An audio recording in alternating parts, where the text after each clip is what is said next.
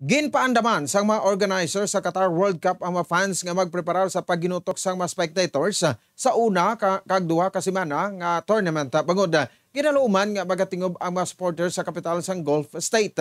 Ang mga pribado nga salakyan kag ang iban nga pila ka makalye kag mga residente ang nagapuyo palapit sa stadiums ang kinahanglan sang permits antes makapadulong sila sa ilang nga mga puloy-an. Ang Qatar ang naggastos ang billions of dollars sa isa ka state-of-the-art driverless metro rail network nga nagaangot sang 5 ka 8 ka mga stadiums kag may man sang 3,200 extra buses kag 3,000 ka mga taxi sa dalan.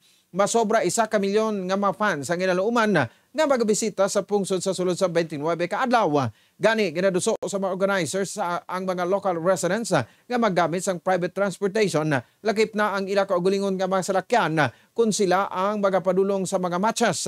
Ginengganyo ang mga ini nga mag-drive kung sa din posible kaibilin lamang ang mga trains kag buses sa masobra minilyon nga mga foreign fans nga magabisita sa tournament. Kalabanan sa mga pribadong kasalakyan ang igaban sa palibot sang Central Doha para sa tournament kag ang magalapas ang magabayad sang $140 nga multa.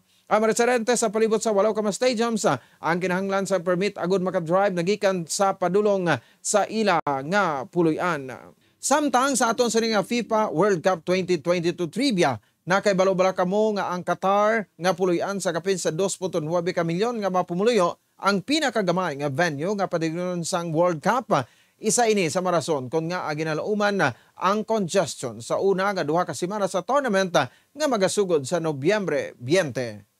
Kagamayad to mabalita sa patag sa Nampang, ini si Bombo Ponce Espino para sa Pamansang Radyo ng Pilipinas, consistent overall number 1 sa Bacolod. Basta Radyo, Bombo!